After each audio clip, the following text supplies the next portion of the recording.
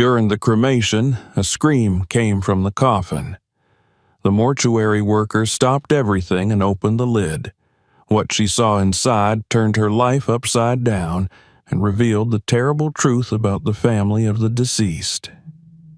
Subscribe to our channel. Write in the comments where you're watching this video from. Every morning, the alarm buzzed at precisely 5:30 a.m., cutting through the silence of Evelyn Harris's small apartment like a blade. She rose from her narrow bed without complaint, feet sliding into worn slippers, and made her way to the kitchenette where a single light bulb cast a yellow pallor on the cracked counter. Her fingers moved with mechanical grace, boiling water, steeping tea, a slice of dry toast eaten without butter or jam. There was no need to waste energy pretending breakfast was something more than a ritual to keep her going. Outside, the streets of East Millport were still cloaked in shadows. The neighborhood buses wouldn't run for another hour, and so Evelyn wrapped her long coat around herself, pulled her wool hat down low, and stepped out into the pre-dawn chill. She walked with quiet purpose past shuttered liquor stores and graffiti-sprayed walls, her breath visible in the air like smoke.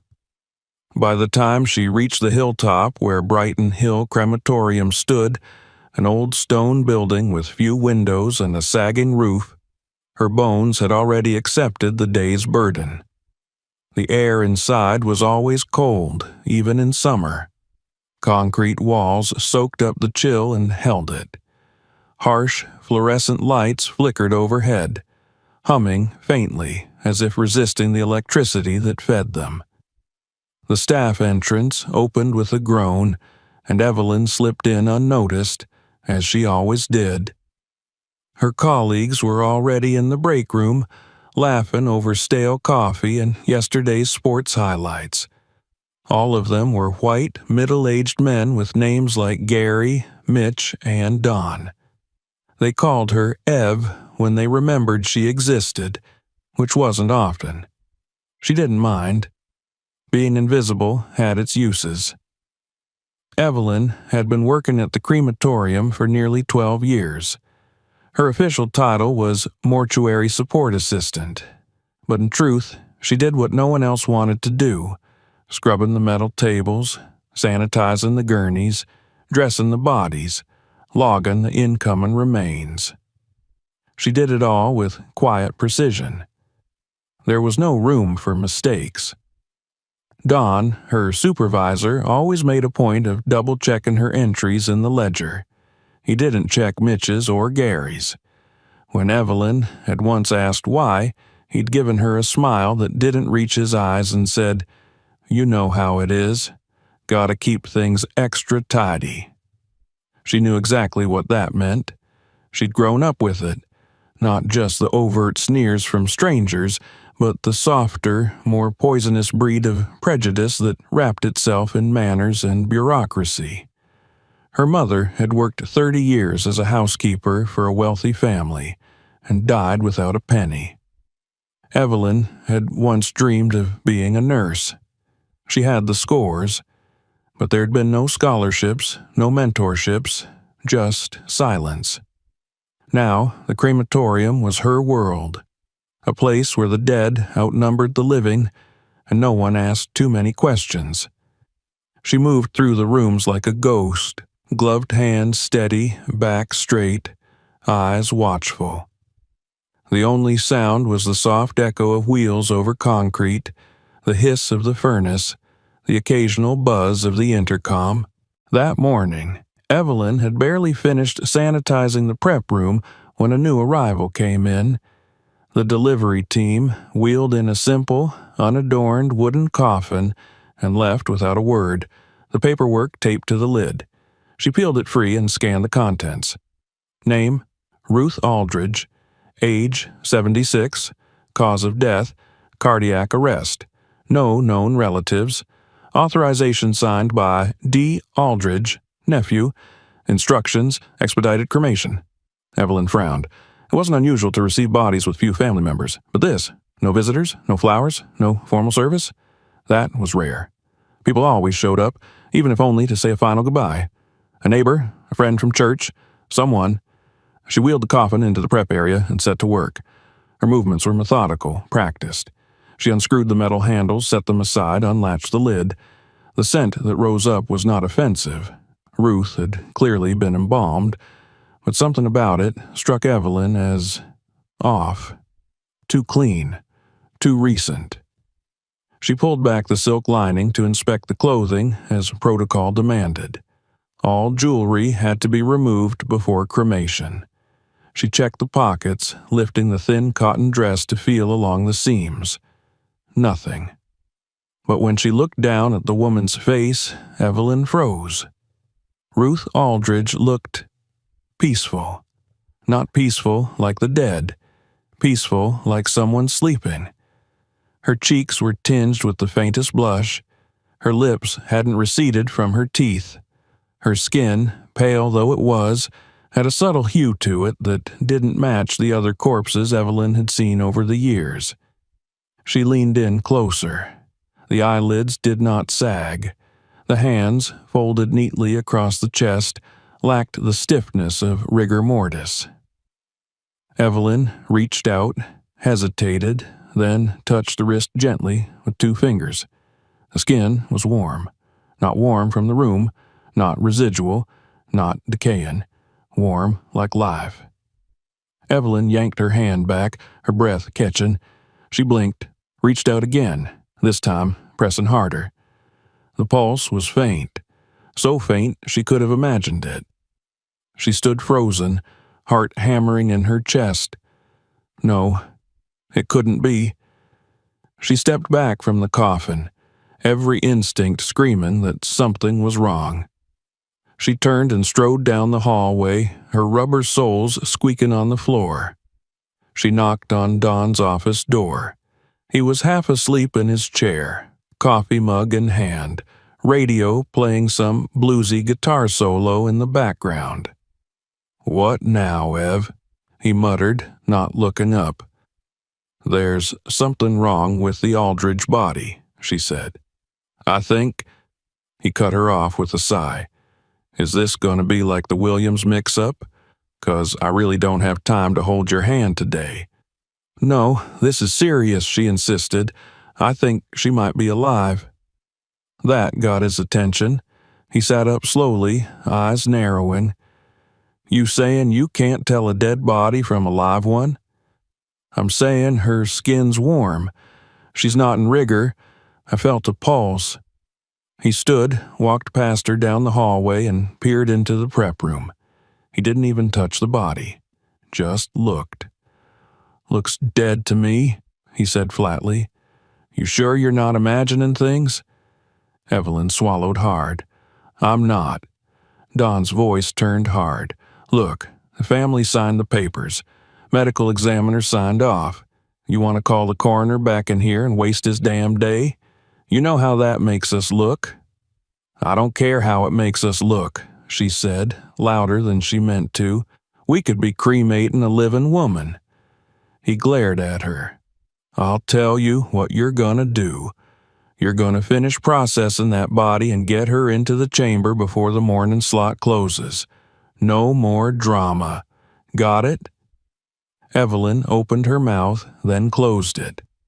She turned and walked back to the prep room, but her legs felt like water. She stood beside the coffin again, staring down. The woman's hand had shifted. It wasn't folded anymore. It was resting on her stomach. Evelyn's breath caught.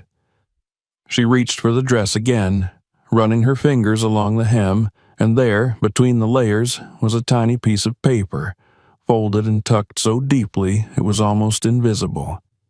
She pulled it free, hands trembling.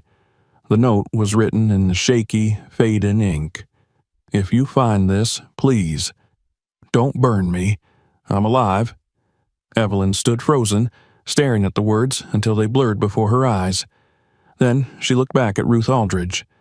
And Ruth Aldridge, God help her, moved her lips. It was the smallest thing, barely a twitch, but it was enough. Evelyn didn't scream, didn't run.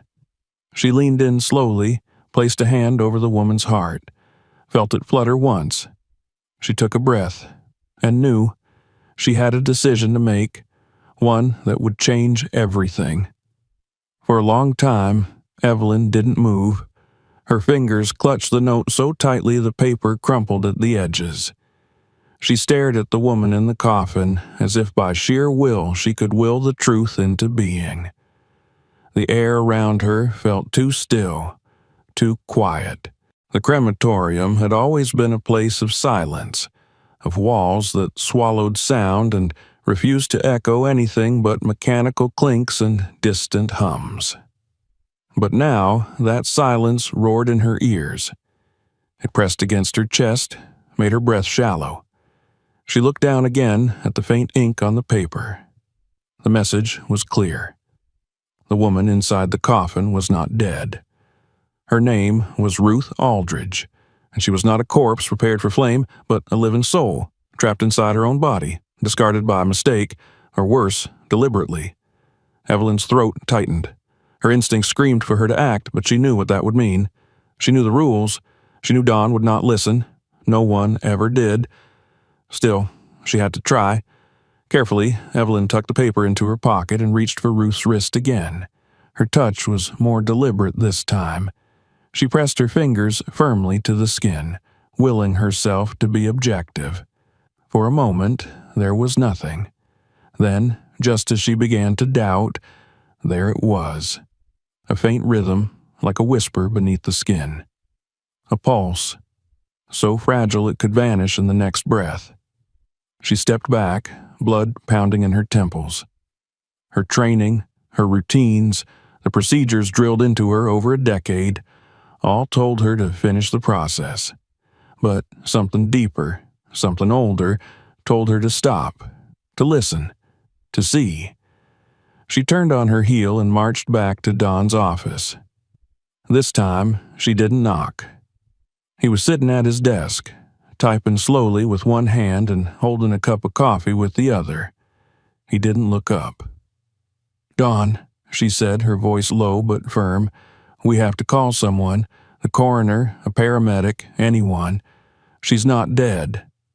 Don exhaled, clearly annoyed. He set the mug down and looked at her with weary condescension. "I already told you, Ev, the paperwork's clear. We're not doing this." "I found a note," she said, pulling the crumpled paper from her pocket and setting it on his desk. "She wrote this with her own hand. She's alive, Don." He barely glanced at it. "Do you have any idea what you're suggesting? You want me to stop the whole operation based on your gut and a scribble?" Evelyn's hands curled into fists. "Not my gut. Her pulse, her movement, her handwriting. She's breathing, Don. Faint, but breathing." He leaned back, shaking his head. "This is how people get sued, how reputations get destroyed. If you call someone and it turns out she was dead after all, this whole place goes under. You get that?" "I get that. If we cremate her and she's alive, we're murderers." His eyes narrowed. "You're being dramatic." She couldn't believe what she was hearing. "You're really willing to risk a woman's life just to protect this place?" Don stood. "I'm not risking anything. You are. Because if you don't do your damn job, I'm writing you up for insubordination. Again." She stared at him, trying to see any trace of humanity in his expression. There was none. Just the polished indifference of a man who never saw people like her as anything more than a replaceable cog in the machine. "Get back in there," he said, already turning back to his computer, "and finish it." Evelyn left without a word. Her hands were shaking. She returned to the prep room and stared at the coffin, her mind spinning. The lid was still open. Ruth's face was unchanged, but Evelyn now saw it with terrifying clarity, not as a dead face, but as one suspended in terror and pleading. She thought of her mother again, of all the times she'd been told to know her place, to do what she was told and nothing more. But Evelyn was done being invisible. She knew what she had to do. Without a sound, she closed the lid, not to seal it for cremation, but to hide Ruth. Then she turned off the room's lights and wheeled the coffin down the corridor. She passed the furnace room, its doors humming with unbearable heat, and made her way to an old utility wing that hadn't been used in years. One of the storage rooms still had a functioning lock. She found the key she remembered hiding behind a rusted pipe years ago and opened the door. The air inside was stale but cool. She pulled the coffin in, set it gently on the dolly platform, and closed the door behind her. Back in the prep room, she filled out the ledger. She recorded that Ruth Aldridge had been cremated, that her ashes had been sent to the agency. That all was complete. Then she sat in the locker room, her heart still racing, and waited for her shift to end. That night, Evelyn returned to the crematorium long after closing. She parked down the street and walked the rest of the way, keys hidden in her sleeve. Inside, the building was dark, but she didn't need the lights. She knew every corridor, every creak in the floor. She unlocked the storage room. The coffin was still there, untouched. She opened the lid. Ruth's breathing was deeper now, still faint but unmistakable. Her eyelids twitched and her fingers moved ever so slightly, curling against the fabric of her dress. Evelyn knelt beside the coffin and whispered, "I'm here." The woman didn't respond, but the slightest motion in her hand gave Evelyn strength. Over the next 2 days, Evelyn continued her routine as usual. She arrived on time, did her duties, avoided Don's gaze. But each night she returned to the crematorium with blankets, water, soup, and medicine. She moved Ruth's body to a cot she set up behind some old shelving units and kept the door locked at all times. By the third night, Ruth opened her eyes. They were glazed, unfocused, but aware. She tried to speak, but only a rasp came out. Evelyn brought her water and held it to her lips. "Don't try to talk," she said. "You're safe." It took 2 more days before Ruth could say her name. Evelyn learned to sit in the room with her for hours, listening to the shallow breath, watching the slow return of expression to the woman's face. She cleaned her, changed her clothes, brushed her hair. It was like nursing someone back from the dead, but it was more than that. There was a connection forming between them, slow, tentative, but real. Evelyn didn't ask questions. She didn't need to. There was enough pain in Ruth's eyes to tell 1,000 stories. On the 6th night, Ruth gripped Evelyn's hand and said, "Why did you help me?" Evelyn thought for a moment, and then she said, "Because no one else would." Tears welled in Ruth's eyes. Her voice, still hoarse, whispered, "They tried to kill me." Evelyn nodded. "I believe you." Later that night, while Ruth slept, Evelyn sat in the hallway outside the door, her back against the cool wall, eyes closed. She knew what she had done was illegal, knew that if anyone found out, she'd not only lose her job, she could go to prison. But for the first time in years, she didn't feel powerless. She had listened when no one else would. She had saved a life. She thought about how easy it would have been to do nothing, to follow orders, to let the world go on ignoring women like her, quiet, compliant, replaceable. But now there was no going back. She would protect Ruth. She would find out who had tried to erase her, and she would make sure the world knew. Because Ruth wasn't just breathing. She was beginning to fight. The sun rose gray and slow over East Millport, casting a dull light across the cracked sidewalks and rust-streaked fences. Inside the crematorium, fluorescent bulbs buzzed overhead, indifferent to the new day. Evelyn arrived early, just as she always did, slipping through the back entrance before the others stirred from their coffee-scented haze. But something had changed inside her. The weight in her chest that had always felt so familiar had shifted. It was still there, but no longer paralyzing. It had a purpose now. It gave her strength. She performed her duties in silence, washed her hands, checked the daily intake, signed off the morning's reports. She noticed the entry for Ruth Aldridge was no longer visible in the ledger. Dawn must have removed it from the public schedule, assuming the cremation had gone through as instructed. The deception had worked for now. No one asked questions.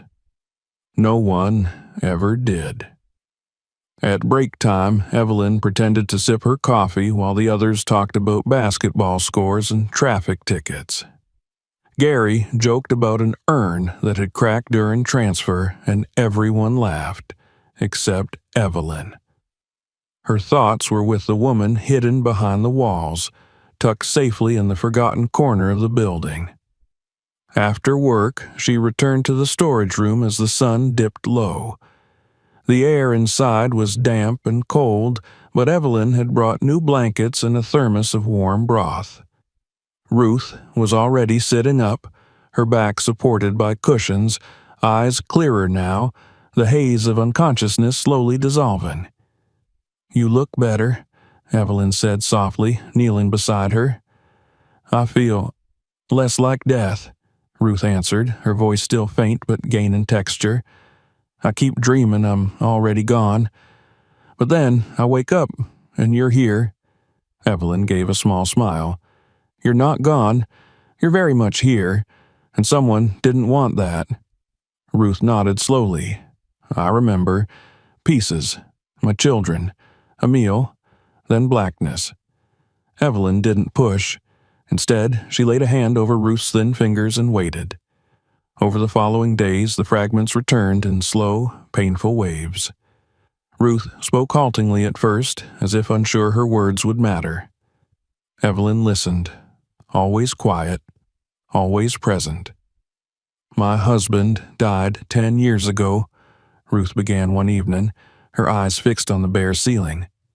"He built our family's first store with his hands. I turned it into a chain. We had 6 by the time I retired. I thought I was leaving something good behind." She paused. Evelyn didn't interrupt. "But they changed. Trevor and Elise, my children, they weren't like us. They saw the world differently. No patience, no values. Everything was about money. They wanted the business, the accounts, the real estate. I offered them salaries, shares, even their own stores. But they wanted it all." "Did they threaten you?" Evelyn asked. At first it was subtle, pressure, arguments. Then it got cruel. They said I was old, that I was in the way. I still owned the voting rights to the company, and the charity. They didn't like that. Ruth looked down at her hands. "One day, they suggested a trip to the coast, a family weekend. I thought maybe it was a chance to repair things. We packed. They picked me up. But the next morning, they were gone. I was alone in the house, locked in." Evelyn's stomach turned. "They left a note on the counter. 'You're too old. Rest. We'll come back.' Days passed. I ran out of food. The neighbors didn't hear me. No one called. When I finally escaped to find help, my car wouldn't start. One of the tires was slashed." Her voice cracked. "That's when I met a boy on the street. He was no older than 10. He helped me change the tire. I gave him some candy from my purse. He said it was the nicest thing anyone had done for him in months. His name was Jaden." Evelyn's breath caught. "I offered him lunch, then dinner, then a place to sleep. He'd been living under a bridge. His parents vanished. No one was looking for him. So I adopted him. The paperwork took months, but he became my son." The memory brought light to Ruth's face, however dim. He was kind, gentle, everything Trevor and Elise weren't. He helped in the store, volunteered at the shelter. He wanted to be a lawyer, my real heir. "And your children?" Evelyn asked. "They hated him," Ruth said simply. They pretended to tolerate him when I was around, but when I wasn't, they spat poison, called him a stray, a charity case. They knew I was rewriting the will, that he'd inherit everything. Evelyn's throat tightened. So they acted. Ruth nodded. They cooked dinner for all of us. I should have seen it. I should have known. I don't remember the meal, just the dizziness. Then the hospital, beeping, tubes, then nothing. Trevor signed the cremation papers, Evelyn said. I checked the signature. He wrote it as D. Aldridge. Tried to pass as a nephew. Even the funeral home was suspicious, but no one pushed. They wanted me erased, Ruth said, her voice now laced with something new. Steel. No body, no records, just ashes scattered somewhere. But you wrote the note, Evelyn said. Ruth reached into the folds of the blanket and touched her side. I couldn't speak. I couldn't move. But I could feel, hear. They thought I was gone, but my mind was there. I waited until the nurse left. I took the paper from the discharge file, hid it inside the dress, hoped someone, anyone, would find it. I found it, Evelyn said, her voice steady. You saved me, Ruth said, tears now forming. They left me to die, and you saved me. Evelyn looked at her, this woman who had once run stores, raised children, fought battles Evelyn could only imagine. We're not done yet, she said. We have to prove it. The next day, Evelyn called in sick.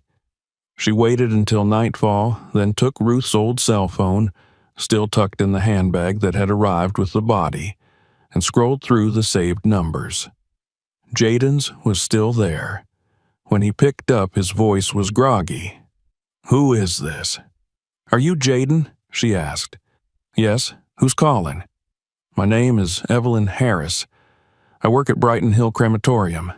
I need to tell you something important. There was a pause, then a cautious, go on. Evelyn took a breath. Your mother is alive, and I think your siblings tried to kill her. The silence on the other end was absolute. Where is she? He finally asked. She's safe, but we need help. By morning, Jaden had arrived. He was older now, no longer the child Ruth described, but a tall young man in a worn jacket and heavy boots. His eyes were tired, but when he saw his mother sitting up, wrapped in blankets, he collapsed to his knees.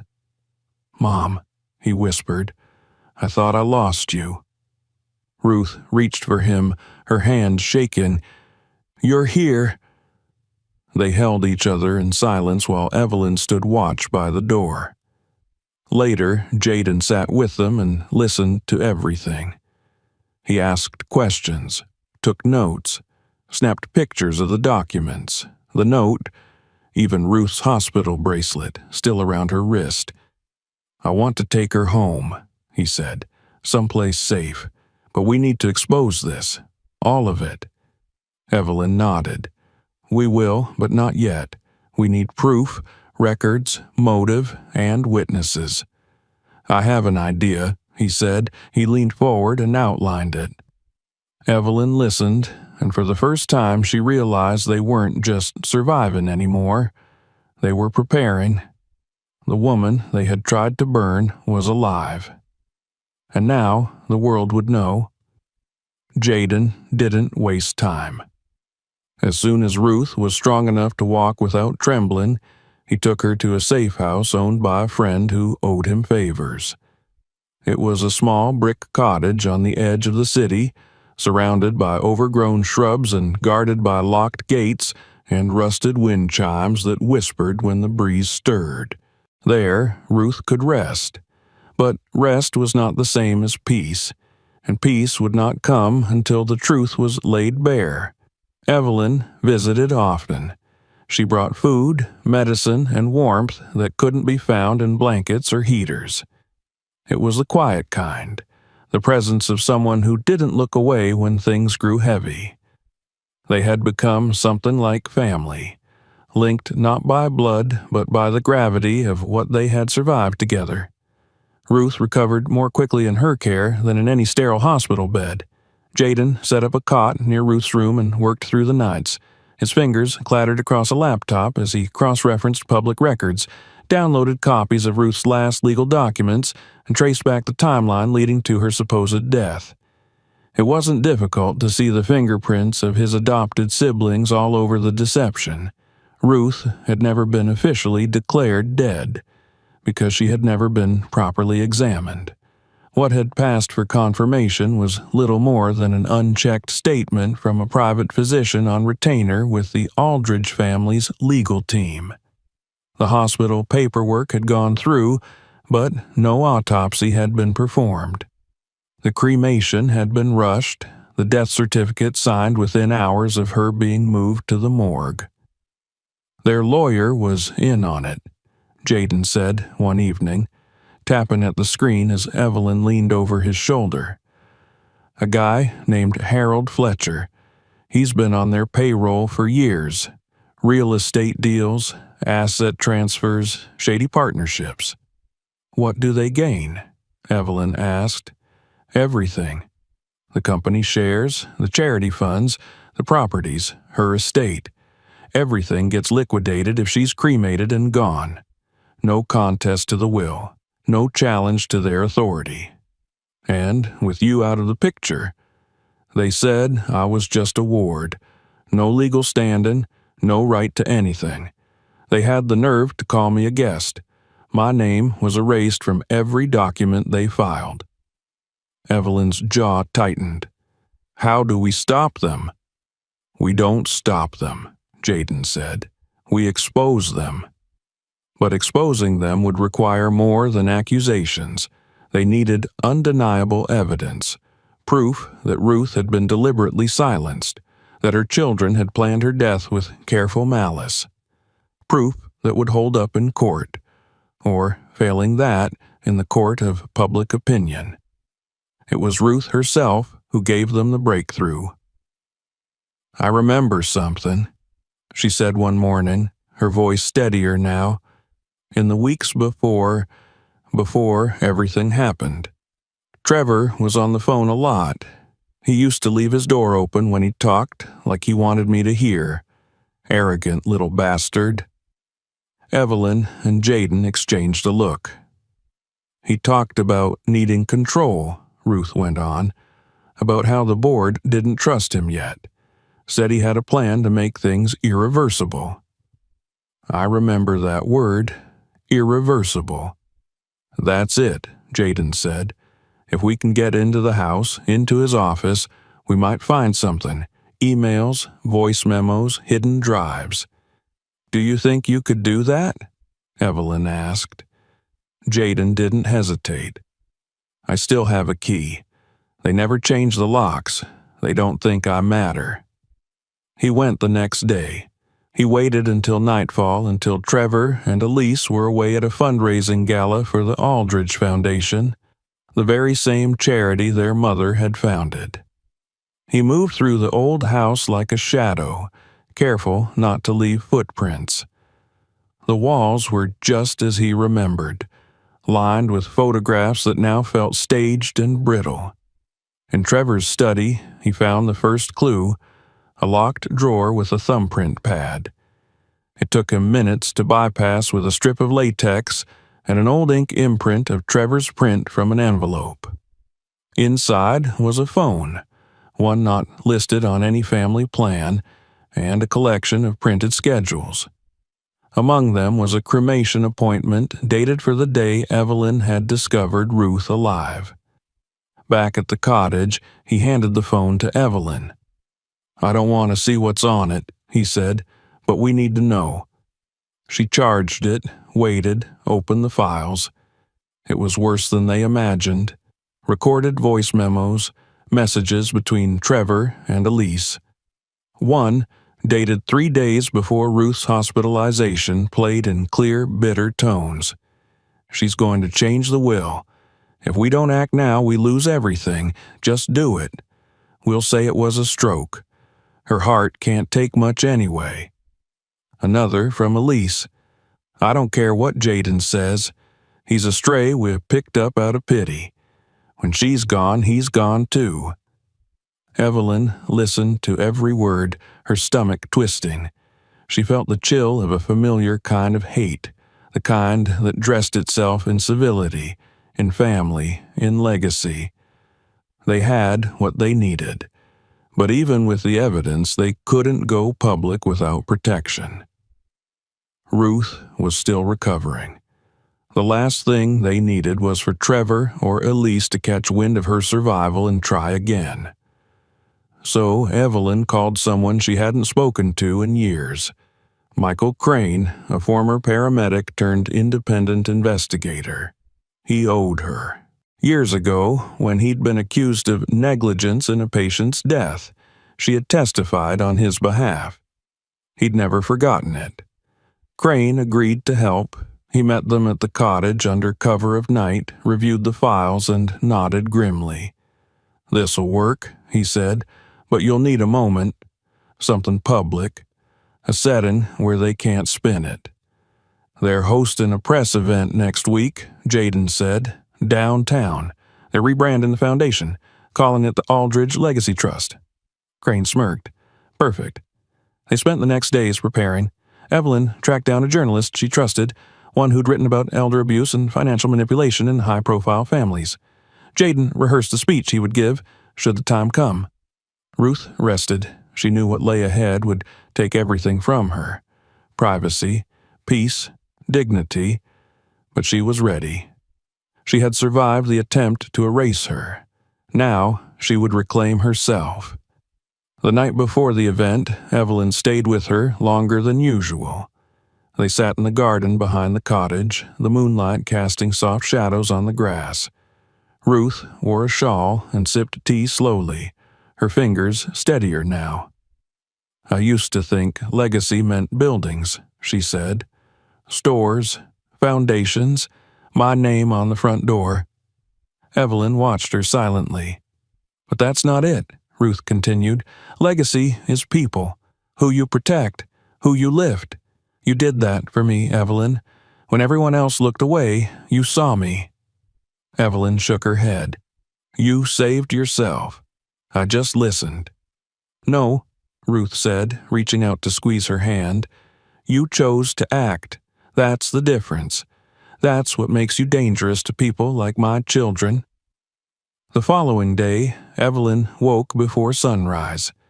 She dressed carefully, no longer the uniform of a crematorium worker, but a dark, formal suit that belonged to her late mother.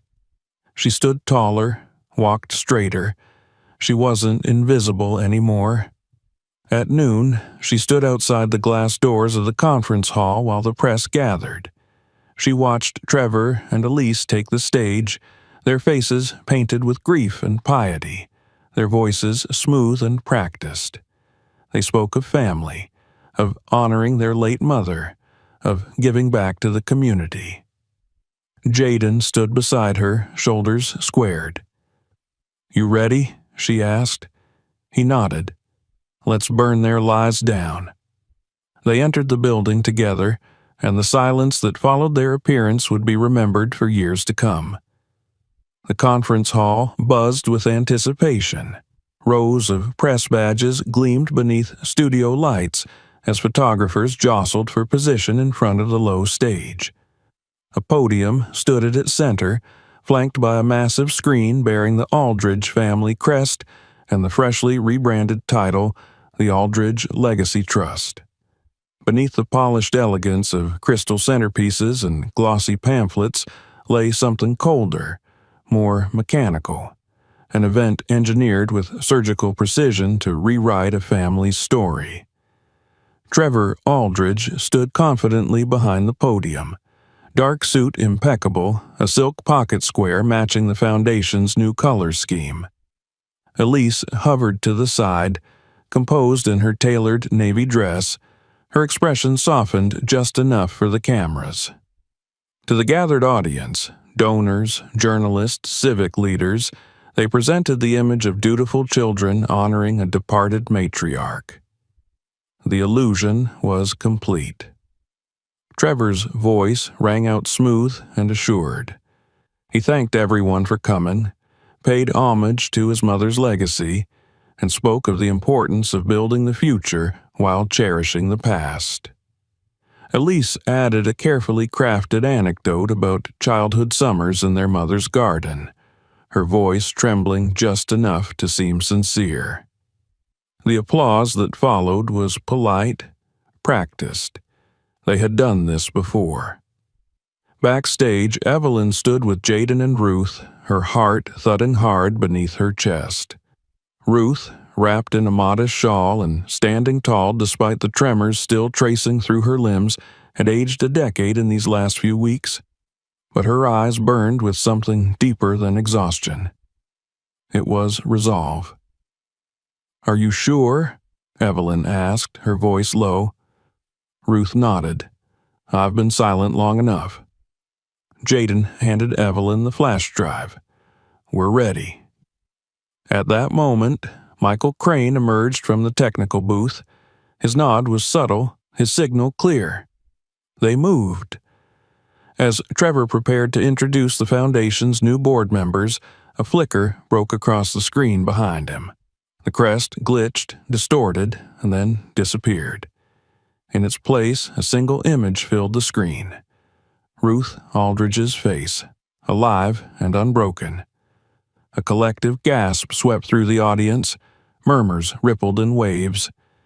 Trevor turned, visibly thrown, as Elise's expression cracked. The silence that followed was unlike any Evelyn had heard before. Not quiet, but paralyzed. From the back of the hall, Jaden stepped forward. At first, few noticed him, but his voice carried low and steady through the sound system. Crane had already hijacked the feed. "My name is Jaden Walker," he said. "I am the adopted son of Ruth Aldridge, and the woman you've been told is dead is very much alive." More murmurs, a few gasps. A reporter began typing furiously. Trevor took a step forward, his voice sharp and controlled. "Security." But Ruth stepped out from behind the curtain. The room froze. She looked smaller than the woman they remembered, paler, older, but she was unmistakably her. "Hello, Trevor," she said. "Hello, Elise." Elise stumbled back as if struck. Trevor's mouth opened, but no sound came. "I'm sure you're all confused," Ruth continued, addressing the crowd now. "After all, according to the official record, I died 6 weeks ago.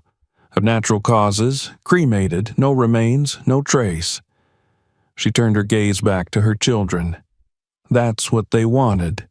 Erasure. A wave of murmurs rose again. Someone in the audience shouted, "Is this real?"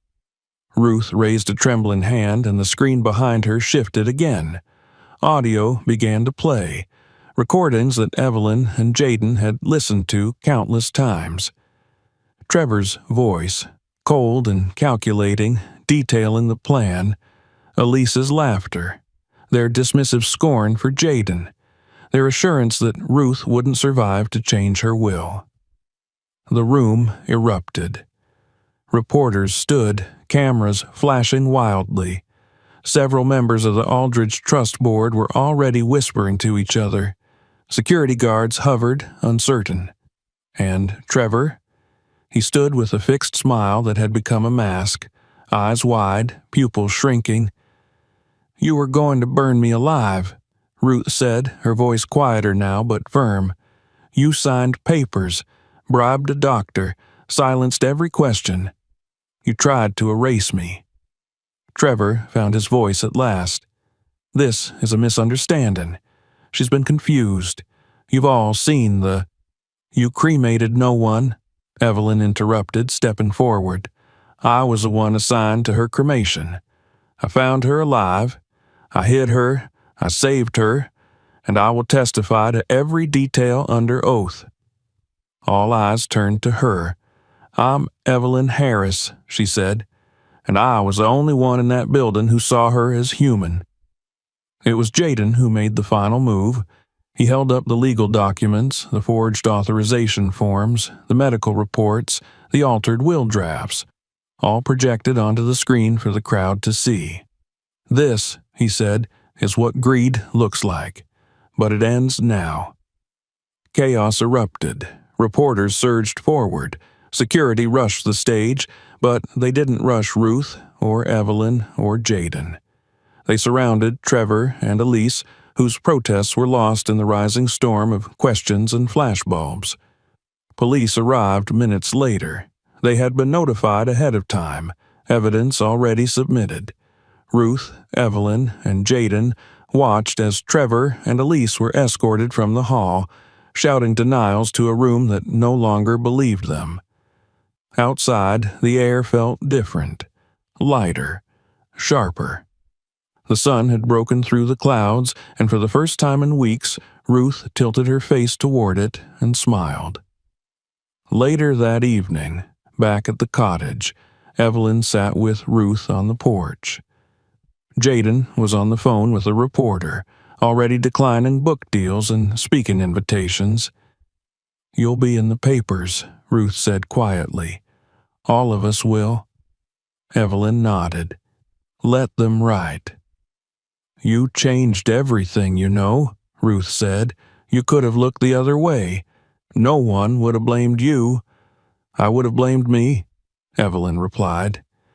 They sat in silence for a long time. The furnace still ran in Evelyn's memory.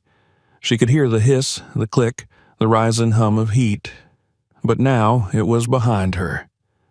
She had pulled a woman back from that brink, and in doing so, she had pulled herself forward into something she'd never thought possible: being seen. Tomorrow there would be more to do: lawyers, statements, trials. But tonight they rested, together. The world had tried to erase Ruth Aldridge, but she was still here, and now she was louder than fire. The trial began 6 weeks after the conference.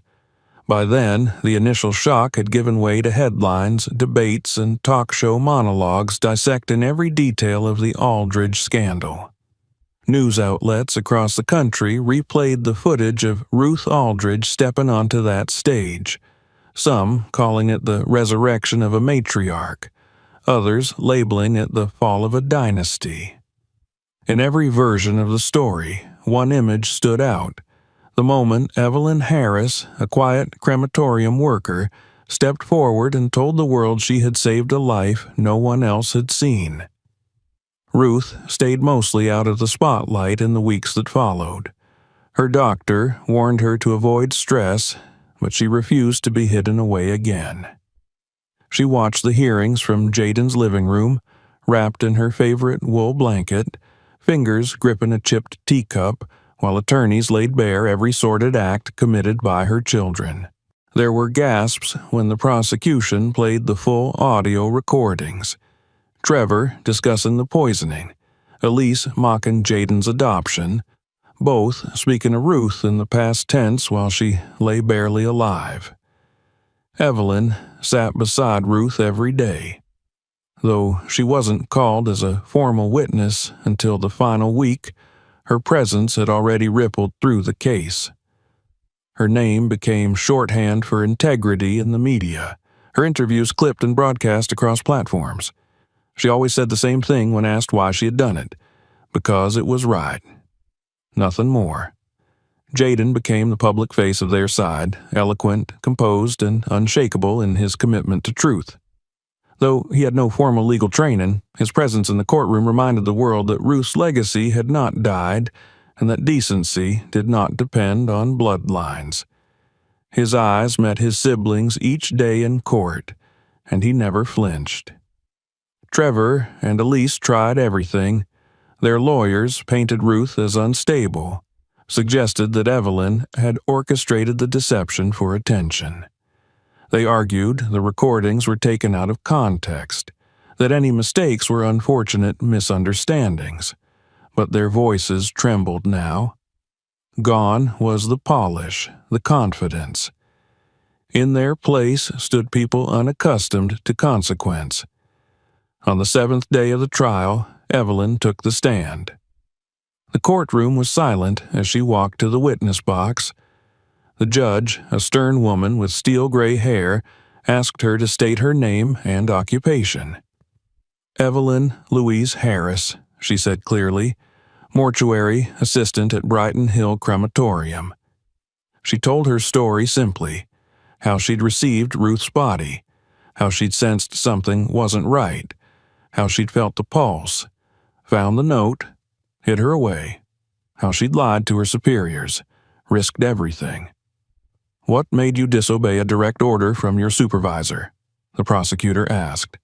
"I saw her," Evelyn replied. "Not the paperwork, not the protocols. Her." The defense tried to rattle her, asked about her past work violations, her low position on the staff hierarchy, even her relationship with Jaden.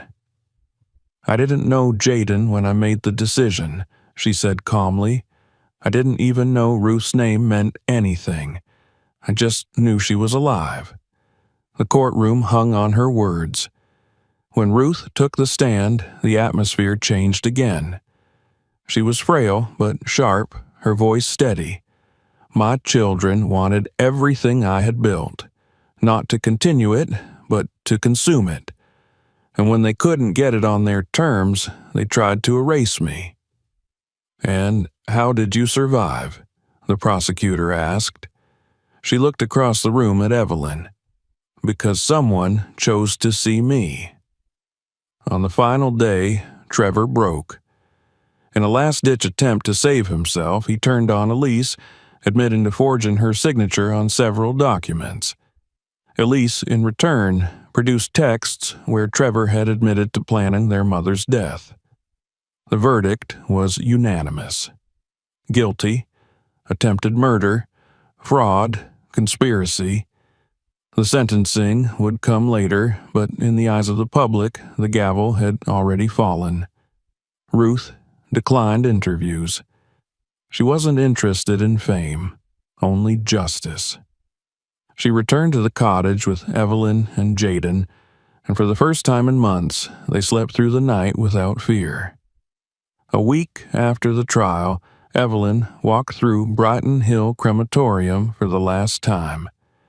She'd given her notice quietly, declined the offers from talk shows and morning news segments. The building looked the same, cracked tiles, humming lights, but it no longer held power over her. The silence didn't haunt her anymore. It had been broken. She paused in the prep room, her hand running along the cool surface of the steel table where Ruth's body had once rested. Her old supervisor, Don, had been let go after an internal investigation revealed years of negligence and falsified records. No one had stepped forward to defend him. Before she left, Evelyn slipped a small envelope beneath the blotter on the main desk. Inside was a letter addressed to whoever took her place. It read, "Look closely. Trust your gut. Not everything that looks dead is gone." She didn't sign it. Ruth had begun writing again. Her memoir was being quietly assembled, not for fame, but for posterity. She said she wanted it done before she forgot the details. She titled the first chapter, "The Furnace." Jaden laughed when she told him. They moved into a modest house in the outskirts, surrounded by trees.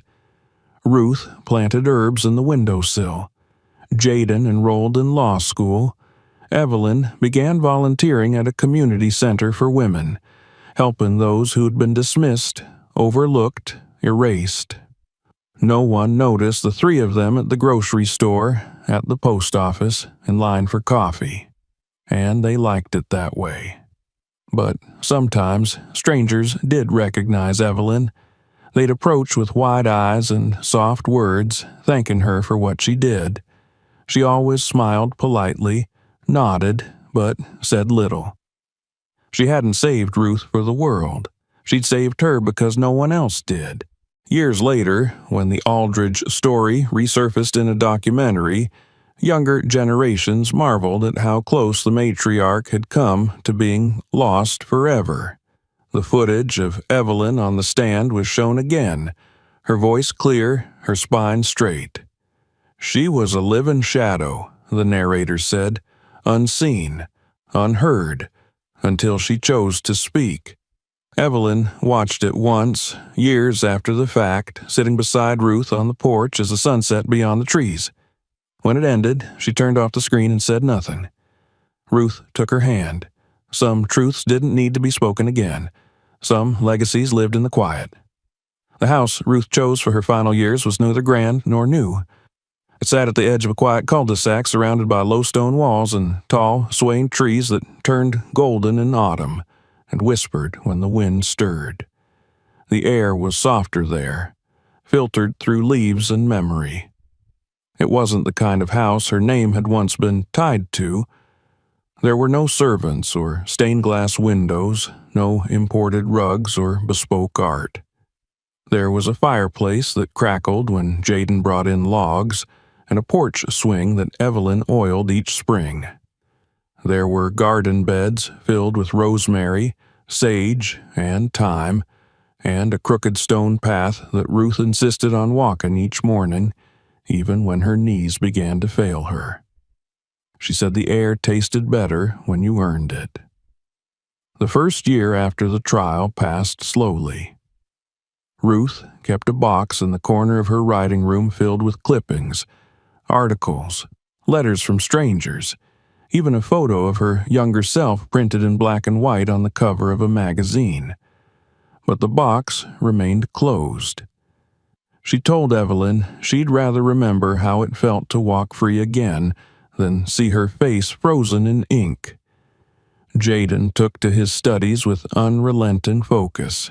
He worked late into the night, textbooks open on every surface, his laptop glowing beside empty tea mugs. His professors said he was among the brightest they'd seen. When Ruth heard that, she only smiled and said, "Of course he is." Evelyn spent her mornings at the community center and her afternoons at the house. She had never known such quiet purpose, never expected it.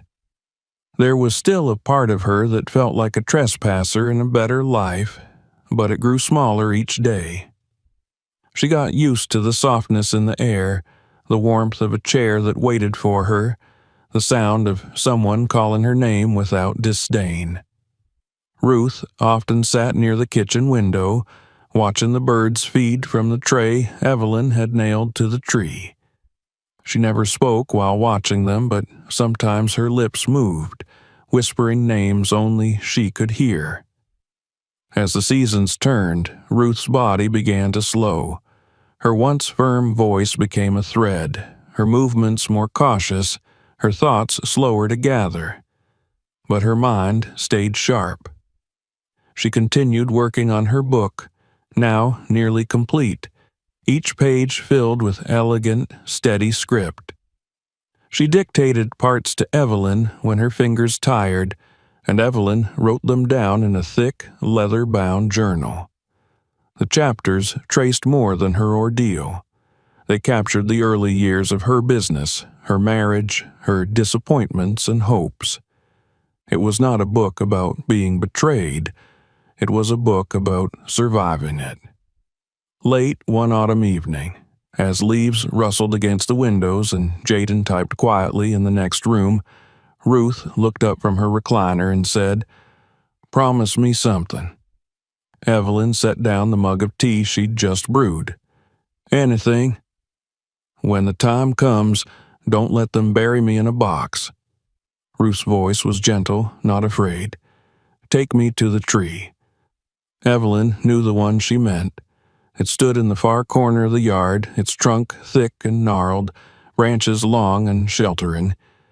It was the tree where Ruth first spoke to Jaden all those years ago, offering him candy and conversation, where he'd returned years later after the trial and carved the word home into the bark when no one was watching. Evelyn nodded. "You'll rest there, I promise." That winter was hard. Ruth fell ill in December, a fever that refused to leave. The doctor said her lungs were weakening. There were no hospital trips, no invasive treatments. Ruth didn't want them. She stayed in her home, surrounded by light and warmth, with her son reading aloud from her own manuscript and Evelyn at her side, knitting a scarf she'd never wear. One morning in late February, as dawn crept pale over the windowsill, Ruth passed away. She was sitting in her chair, eyes closed, hands resting in her lap, the last page of her book open on her knees. The fire had gone out during the night, but the room held the memory of warmth. Evelyn found her just after sunrise. She didn't cry, not right away. She sat beside her for a long time, holding Ruth's hand, listening to the silence that followed a life well lived. Jaden entered the room quietly. When he saw his mother, he fell to his knees and rested his forehead against her shoulder. They stayed that way for hours. They honored Ruth's wishes without delay. There were no limousines, no marble crypts, no orchestras or solemn clergy. Just 3 people in a garden, a quiet hole dug beneath a tree, and a handmade casket crafted by a local carpenter who had known Ruth through charity work. They laid her to rest as she'd asked, without fanfare, without spectacle, surrounded by the soil she had walked and the air she had breathed freely after almost being turned to ash. Evelyn carved the headstone herself. It wasn't polished or grand, just a smooth piece of limestone with words she had chosen after many sleepless nights. Here lies a woman who was loved not by blood, but by heart. They planted rosemary at the base. It grew quickly, as if reaching toward her. People came over the weeks that followed, former employees from her stores, neighbors, women she had mentored, even a few journalists, though none dared bring cameras. They came quietly, left flowers or notes, and walked away changed. The city eventually erected a plaque near the courthouse steps in her honor, though Evelyn never visited it. She said Ruth would have laughed at the idea of being commemorated on the same steps where lawyers had once tried to erase her. Instead, Evelyn visited the tree every Sunday. She brought fresh clippings from the community garden, read aloud from new books, or simply sat in silence. Jaden often joined her. They didn't speak of the past unless it asked to be remembered. One spring morning, years later, Jaden returned from his first case as a licensed attorney. He found Evelyn on the porch, sipping coffee, her eyes closed against the sun. She would have been proud, he said. She is, Evelyn answered. Ruth's book was published posthumously. Jaden handled the legal side, Evelyn the edits. The final chapter, written in Ruth's own handwriting, ended with a single paragraph. If they try to burn you down, become the smoke that slips through their fingers. If they bury you, let your roots rise. But never, never be silent. It sold modestly but was passed hand to hand like a gift, a whispered reminder that survival was not always loud, but it was always sacred. Evelyn never remarried, never sought fame. She lived simply in a small cottage a few streets away from the tree. She worked part-time with young women who had been silenced in their own ways. Sometimes they asked about Ruth. Evelyn told them only what mattered. She lived, she said, and she never stopped. When Evelyn herself passed away many years later, Jaden fulfilled her last request. She was cremated, but her ashes were scattered not in some distant field or windy cliffside, but right there, beneath the tree, beside Ruth. 2 women, resting not in marble or mausoleum, but in the soil they had claimed with quiet, unyielding grace. On the stone now, there are 2 names. Beneath Ruth's, Evelyn's was added, with only one line carved below them both. Seen, heard, remembered. The tree still stands, and it still whispers when the wind stirs. If you enjoyed this story, don't forget to subscribe to the channel so you don't miss the next one. Check out more powerful stories like this on our page. And if this one moved you, share it with someone who needs to hear it.